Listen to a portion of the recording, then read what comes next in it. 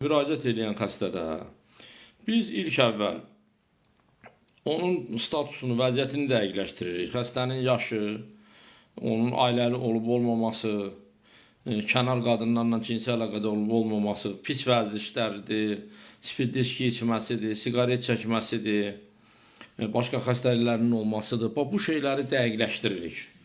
Ondan sonra xəstə əgər kənar cinsi əlaqələri olubsa, ilk öncə istənilən halda, yəni bu venerologiyanın, ümumiyyətlə bu tibbin əsas göstəricilərindən biri budur. Əgər şəxs şikayət edirsə, birinci həmən şəxsdə infeksiyanın olub-olmamağını təyin eləməliyik. Bunun analizləri var. Analizlər əsasən də, yəni geniş yayılmış infeksiyalar hansılardır? Bax, xlamidioz, mikoplazmoz, ureoplazmoz, bunlar yəni bir yerdə 5 ştamdır. Sonra ümumi yaxmadan hardan ki təyin olunur, qardinillozdur, trixomoniazdır, qanareyadır, buna xalq arasında triper də deyilir, diplokokdur, göbələkdir, yəni bunlar hamısı təyin olunur, araşdırılır. Bu şəxsin elə bir ki, bədənində infeksiyanın olub-olmamağını bizə göstərir. Əlavə olaraq, əgər şübhə varsa, əksərən də, yəni mən bunları deyirəm, bəzi insanlar deyir ki, hə, bəs həkim bu əlavə xərcdir, amma əslində əlavə xərc deyil.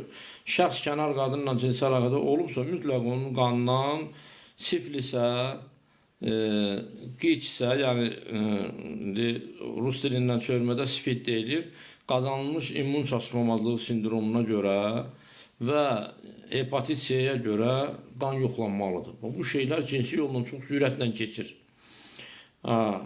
Bu məsələlər dəqiqləşəndən sonra, aydın olandan sonra, yəni əgər şəxsdə infeksiya varsa, o müalicə olunur. İkinci mərhələ nədir? İkinci mərhələ biz öyrənirik, bu şəxsdə prostatit, vezikulit, yəni vezikulit toxum kisəciklərinin iltihabıdır. Bunlar varmı? Əgər bunlar da varsa, bunlar da müalicəyə götürülür. Yəni bu istiqamətdə kişi cinsi zəifliyinin səbəblərinin çözülməsi, araşdırılması və onun aradan qaldırılması bu istiqamətdə aparılır. Yəni birinci infeksiya aradan götürülür, ikincisi o şəxsdə, yəni bu infeksiya ilə bir yerdə gedir də, prostatit, vezikulit, nə bilim, sidik kisəsinin